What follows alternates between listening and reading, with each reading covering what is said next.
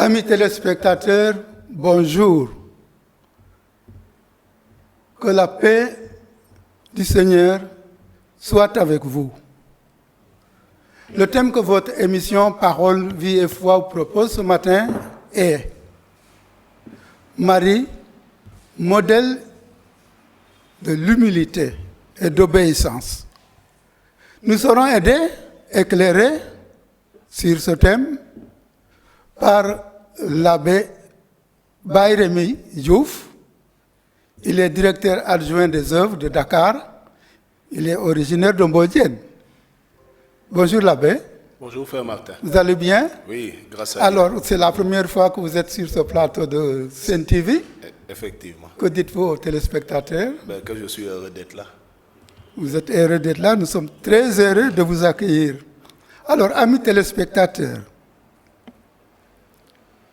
celui qui s'abaisse sera élevé, nous dit Jésus, fils de Marie.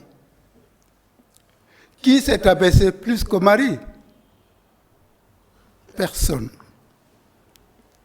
Marie nourrissait l'intention de renoncer au mariage. Mais ses parents la fiancèrent à Joseph, un charpentier de Nazareth. Comment cela se fera-t-il? Marie ne le sait pas, mais elle fait confiance à Dieu. La voici dans la maison de ses parents. Une voix, celle de l'ange Gabriel, lui parla. Réjouis-toi, pleine de grâce, le Seigneur est avec toi. Marie fut toute troublée par cette salutation. Elle se demandait que signifie cette salutation. L'ange lui dit, « Sois sans crainte, Marie, tu as trouvé grâce auprès de Dieu. Tu concevras, tu enfanteras un fils, tu lui donneras le nom de Jésus. Il sera grand, il sera appelé Fils du Très-Haut. » Marie lui dit, mais comment cela se fera-t-il alors que tu ne connais pas d'homme? L'ange lui dit, l'Esprit Saint viendra sur toi et la puissance du Très-Haut te prendra sous son ombre. C'est pourquoi l'être saint qui naîtra sera appelé Fils de Dieu. Marie dit alors, que tout me soit fait selon ta parole. Que tout m'advienne selon ta parole. C'est d'ailleurs le thème de JMJ de Dakar 2019. Vous comprendrez alors pourquoi Abbé Bayremi est avec nous. Il est la cheville ouvrière de cette organisation. Mais avant de revenir là sur le thème, je voulais vous demander, puisque la croix est au centre de JMJ, quel est le sens de la croix du Christ? Cette croix a été proposée en 1985 par le pape Jean-Paul II pour accompagner les jeunes dans leur grand rassemblement. Parce que la croix, c'est ce qui a fait le salut du monde. C'est toute la portée qui est là. Nous sommes dans le temps du carême, et dans ce temps, régulièrement, il y a une ritournelle. Nous t'adorons au Christ et nous te bénissons parce que tu as racheté le monde par ta sainte croix. Alors c'est la croix qui rachète le monde. Ce qui était objet de honte est devenu gloire pour les chrétiens.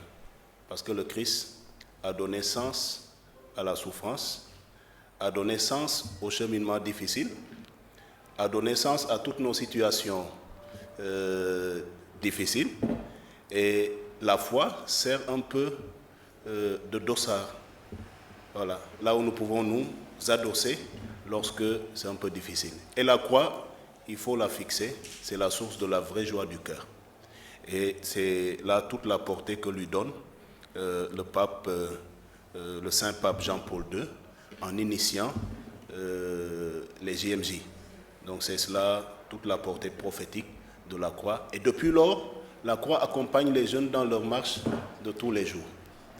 Alors c'est ça que nous pouvons en dire en attendant de développer davantage.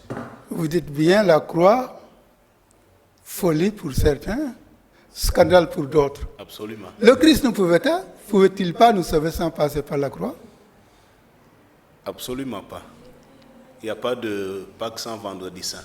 Pas de Pâques. Et le plan de Dieu, il est clair pour le Christ, pour tout homme. Et je pense qu'en parlant d'abaissement tout à l'heure, c'est lui qui a accompli l'abaissement, parce que nous appelons dans le mystère chrétien la kénos. Donc c'est la lettre aux Philippiens qui nous le rappelle. Dieu, lui, Jésus, ayant la condition de Dieu, ne s'est pas justement égalé à Dieu, mais il s'est anéanti et il a pris la condition de serviteur. Et c'est cela toute la valeur de l'humilité. Celui qui ne descend pas, il ne peut plus monter. Il reste en haut, il ne descend plus, il ne monte pas. Par contre, celui qui accepte de se faire comme Marie, vous l'avez dit, la servante du Seigneur, elle sait ce qu'il est, nous y reviendrons. Celui qui accepte de se faire petit comme Marie, mais forcément Dieu va l'exalter. Et c'est ce qu'elle chante dans le Magnificat déjà. Le puissant fit pour moi des merveilles, béni soit son nom. Justement, le thème, rappelez-nous le thème des JMJ. Le thème des JMJ, c'est « Je suis la servante du Seigneur, que tout m'advienne selon ta parole ».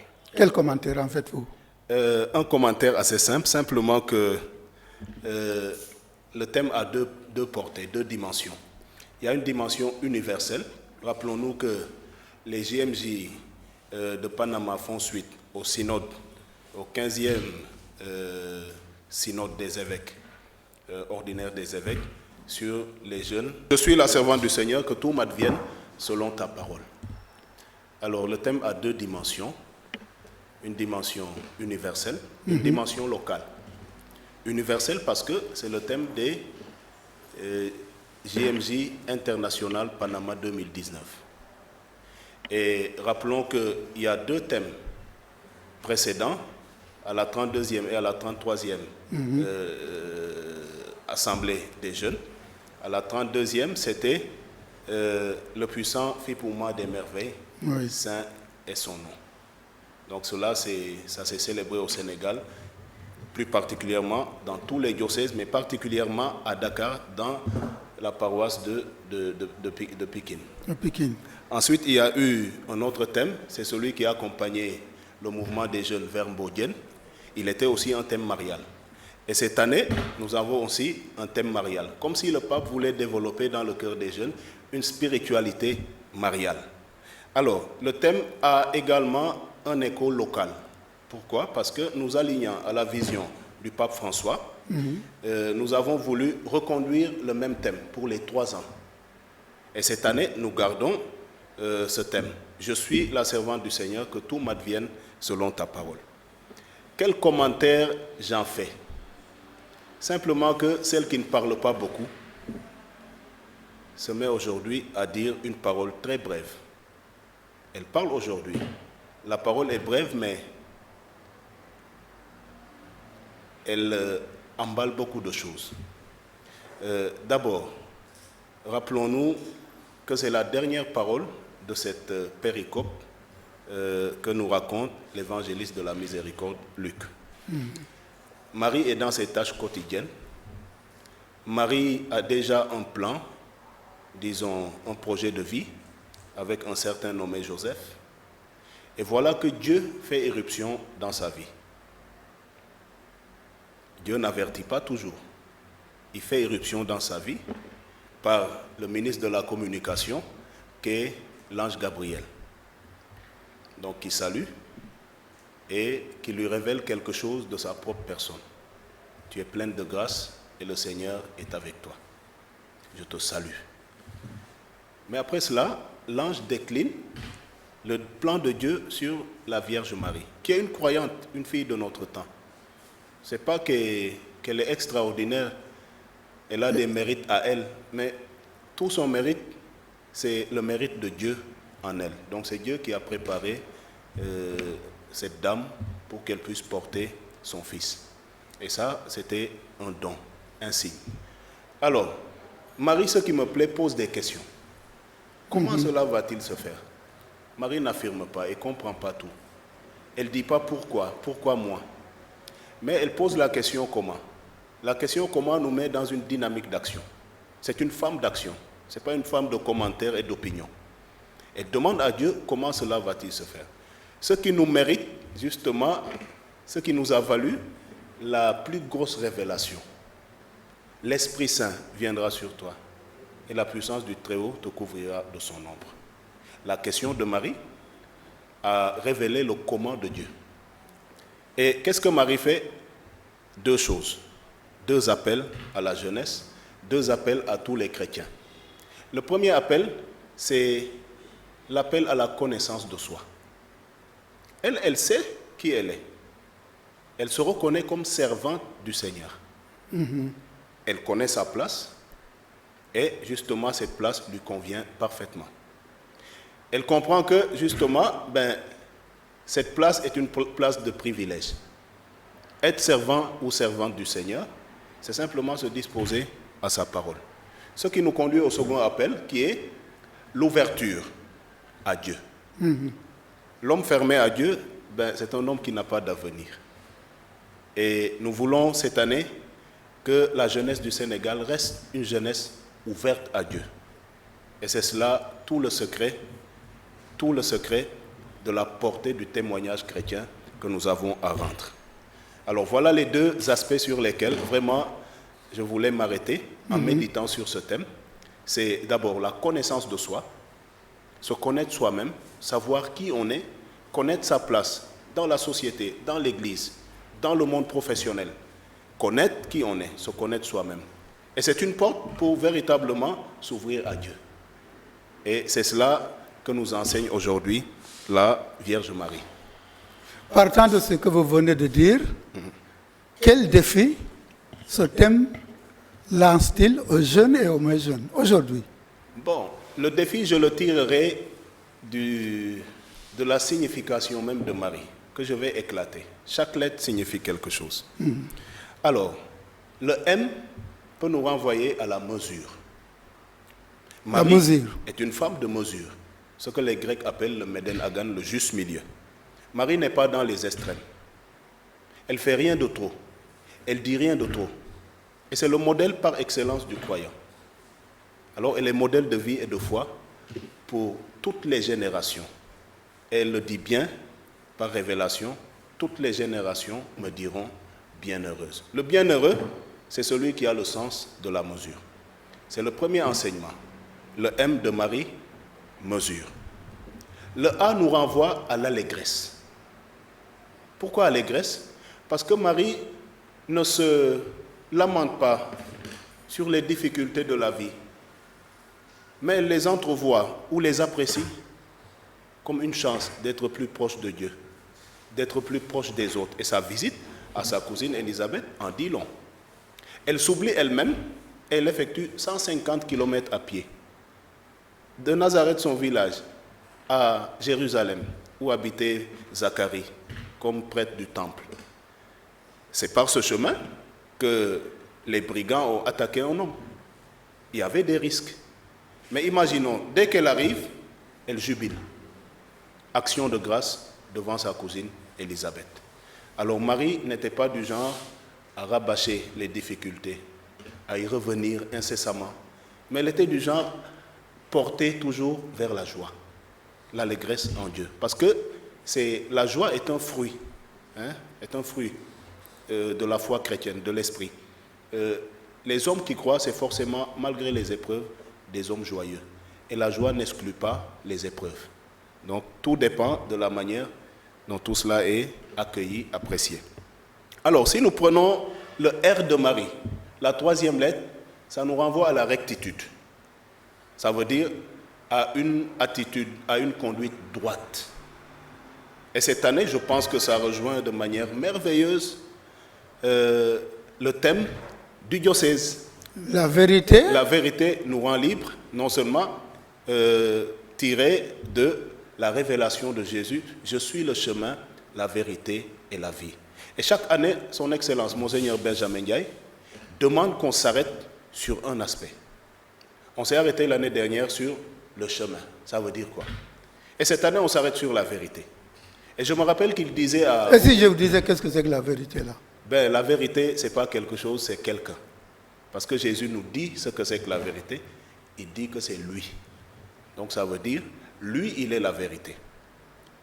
Et toutes les vérités qui nous entourent, autres, le sont peut-être, mais sont des vérités contextuelles.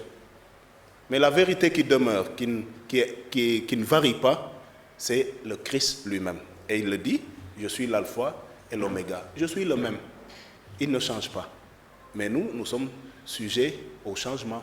Donc nous changeons régulièrement. Et c'est normal parce que nous sommes faits ainsi. Mais nous pouvons nous accrocher à la vérité. Et je pense que, comme un colorant, elle pourra déteindre sur nous. Voilà, pas pour la faire autour de nous, forcément, mais d'abord, pour qu'elle nous change, nous transforme. Et un homme transformé est à même de transformer ce qui l'entoure. Sans y prétendre, hein. C'est la grâce de Dieu. Et c'est cela la force du témoignage. Alors, la 4e lettre nous renvoie à l'intimité. Intimité parce que Marie est une femme de profondeur. Et l'Écriture nous laisse ce témoignage. Elle méditait tous les événements dans son cœur. Elle n'allait pas colporter. Elle n'allait pas raconter aux uns et aux autres. Elle n'allait pas faire de délation, de calomnie, de commentaires. Non. Mais elle méditait tout dans son cœur. Ça veut dire qu'elle était une femme de profondeur, une femme intérieure. Elle méditait tout dans son cœur, c'est par le canal de la prière, forcément.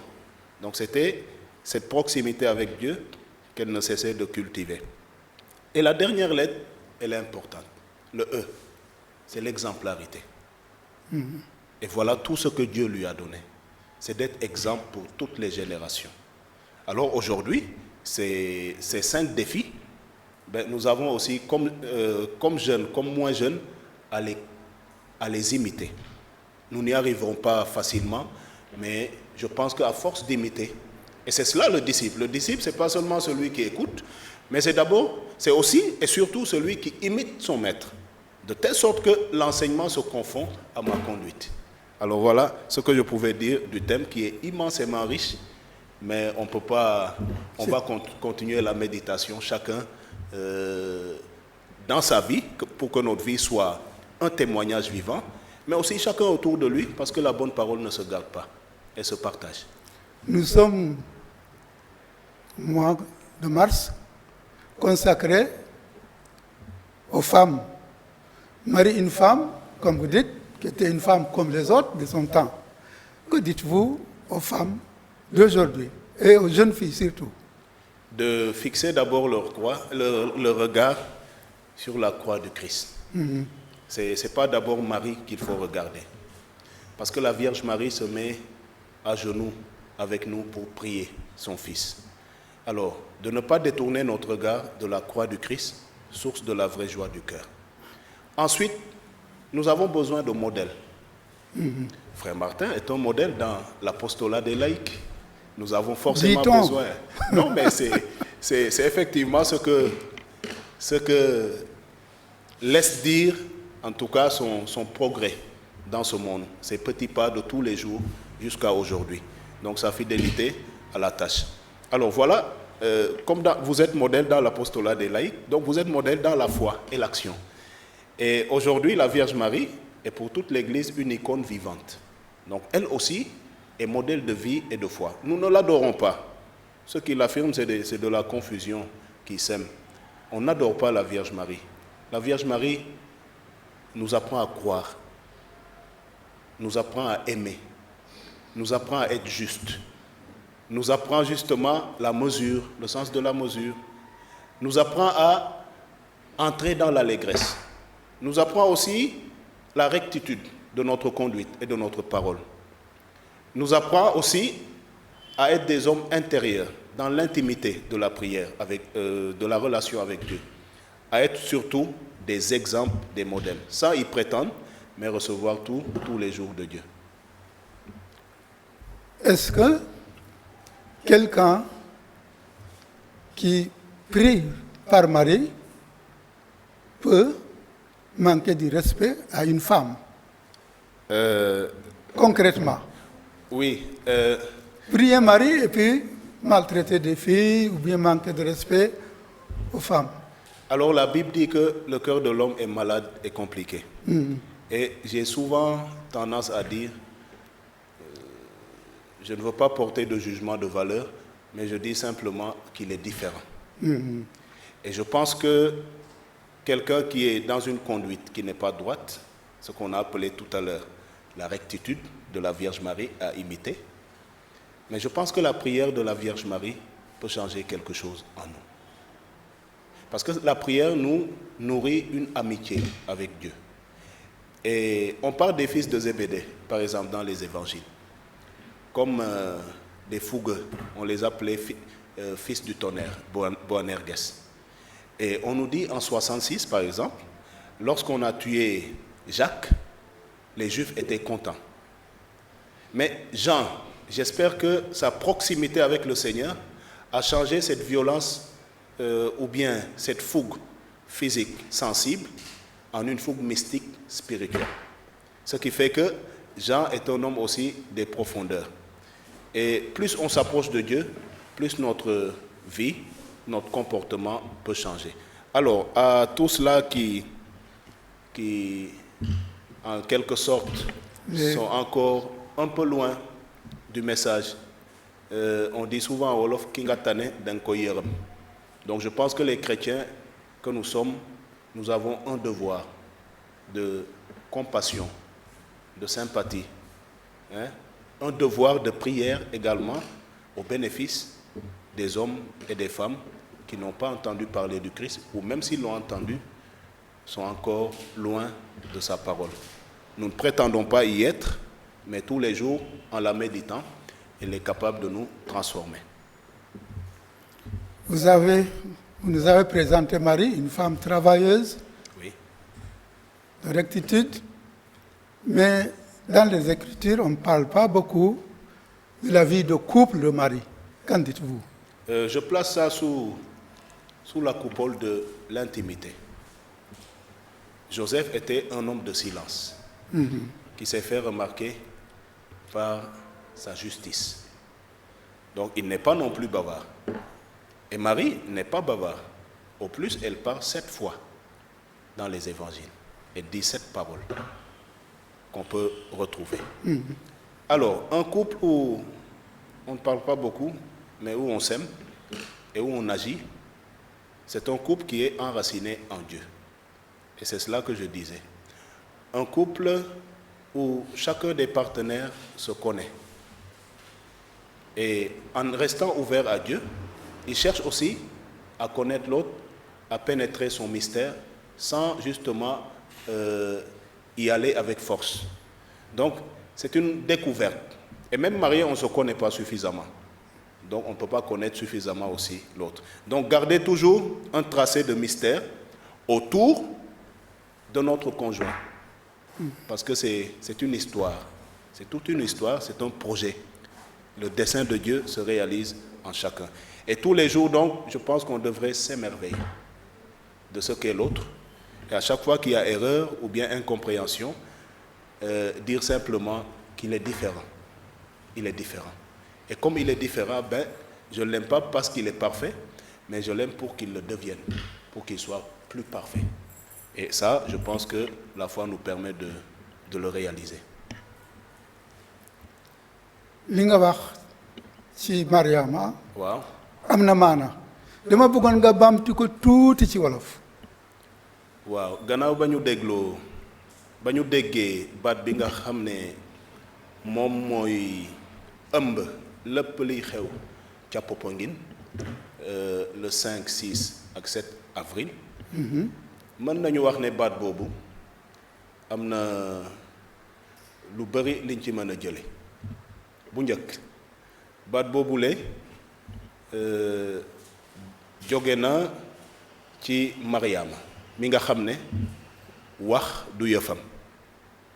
bariwul wax comme bariwul femme wax. yu bari fii. bëriwul wax waaw frère Martin bëriwul Mariama daal bëriwul wax mais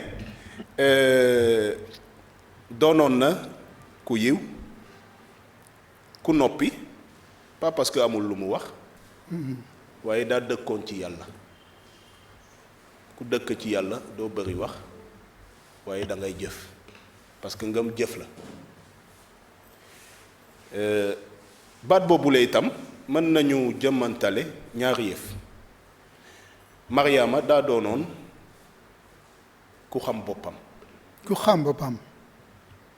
xam boppam ndegem yàlla daf ko leeral mu am kumpa yoo xam ne dugg na ci nand leen di dunde yàlla bu ñu feeñalee dara yomb na ñu waxe ko walla ñu tasare ko waaye Mariama lépp la doon dënc ci biir xolam ñaareel Mariama doon na ku ubbi xolam yàlla maanaam baatu yàlla mën na dugg soppali ko li doon njàqare walla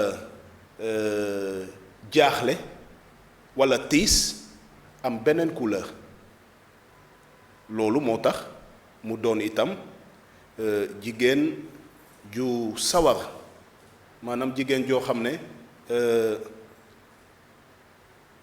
fépp fu mu dem mbégte moo fay am waaye loolu terewul amoon na ay jafe-jafe de tous les jours alors nee naa itam ne bu ñu jëlee Marie m bi mën na tekki yemale lépp bañ a ëppal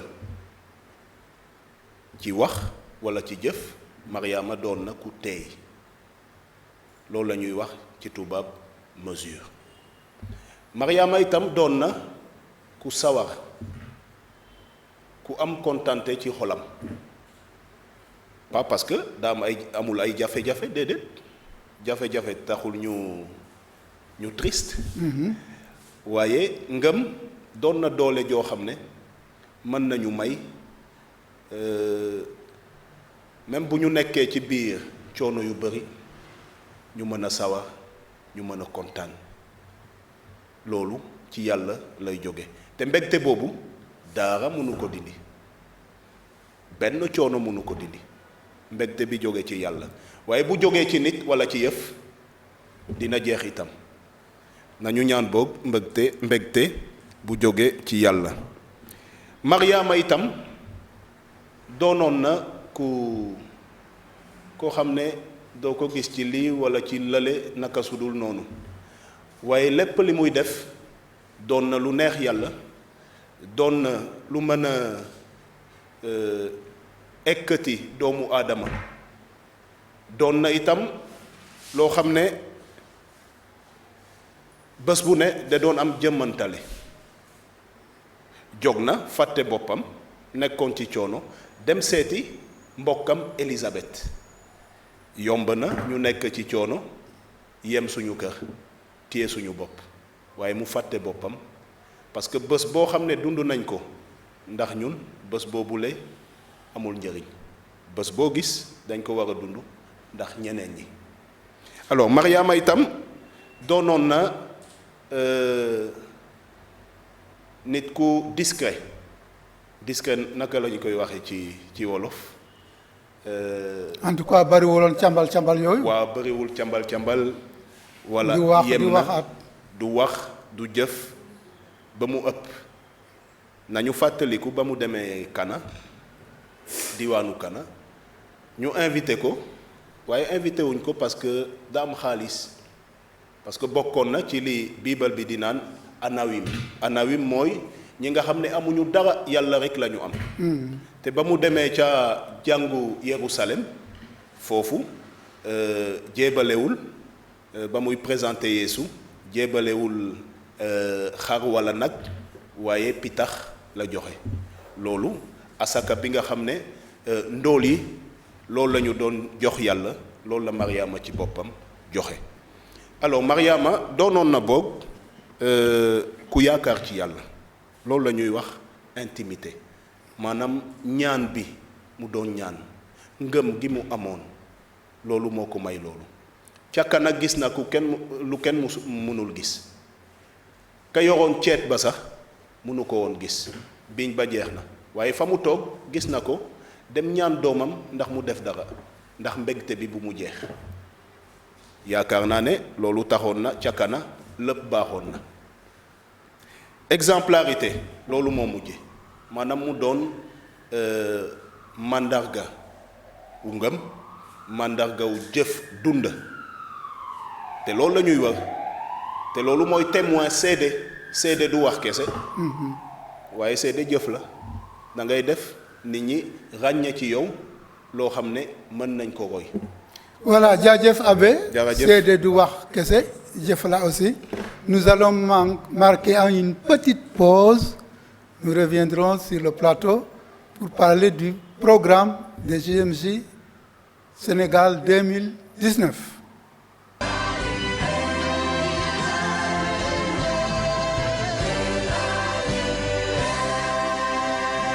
Bonjour chers téléspectateurs, je lance un appel à tous les jeunes chrétiens du Sénégal et de la sous-région à venir participer massivement au JMJ Dakar 2019.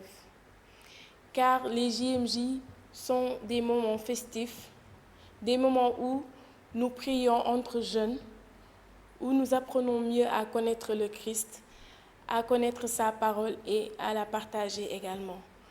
Donc, je lance un appel à tous les jeunes de venir en masse, de venir prier, car ce n'est pas seulement des moments des journées culturelles, mais c'est un moment où nous nous confions au Seigneur, où nous prions, où nous apprenons mieux à connaître le Seigneur.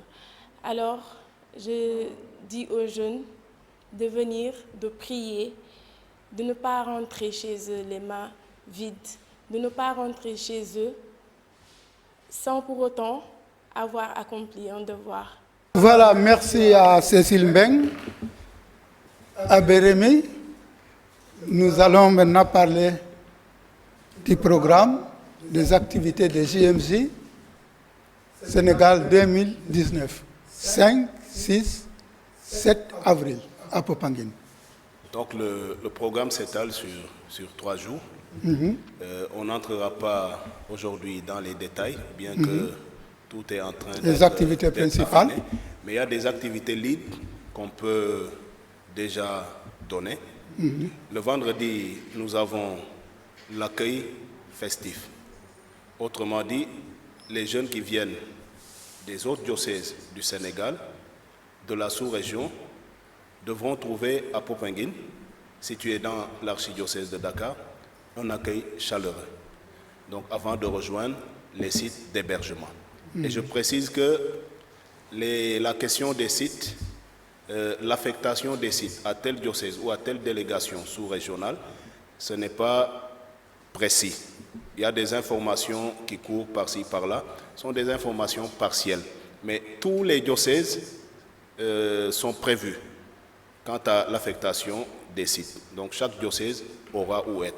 Et dans chaque site, il y aura une présence de Dakar qui accueille. Nous avons 5 doyennés, nous avons 5 sites.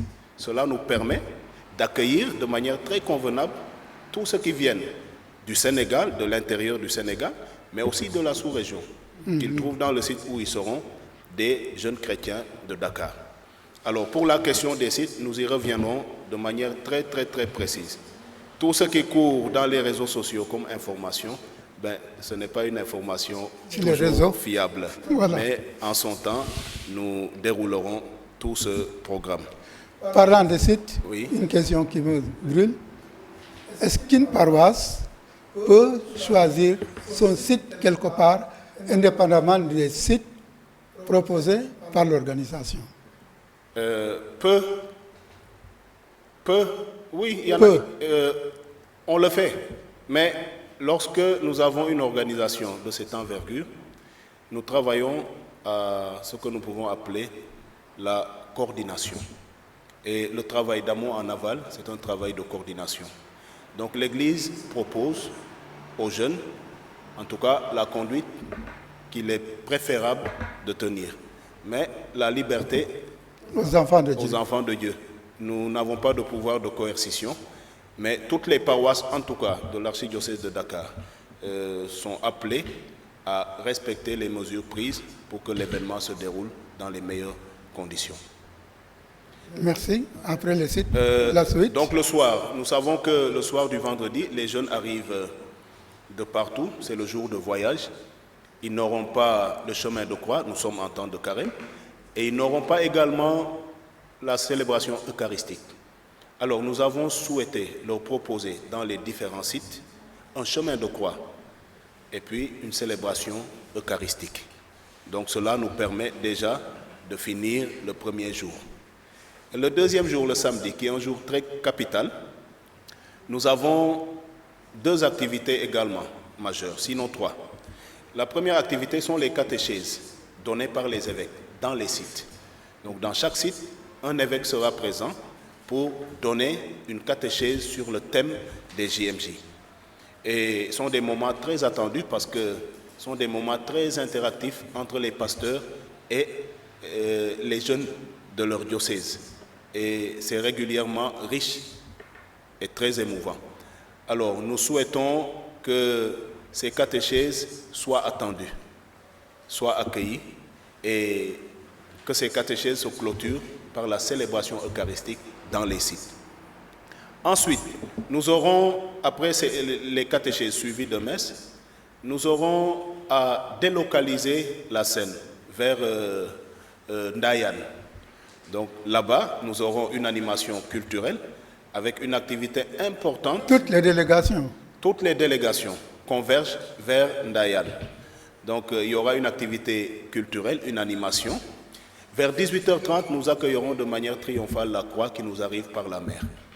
Alors cela est une activité. Mais signalons avant qu'il y a aussi le forum de l'entrepreneuriat. Donc, ça, c'est une nouveauté. Oui, c'est quelque chose qui a été greffé parce que opportune. Donc une chose assez opportune. Ainsi, les jeunes pourront confronter, sinon échanger leurs expériences professionnelles et déjà entrer dans une dynamique d'initiative personnelle. Le fiat aussi que prononce la Vierge Marie nous met sur les chemins d'une action en direction du monde et que les jeunes prennent des initiatives.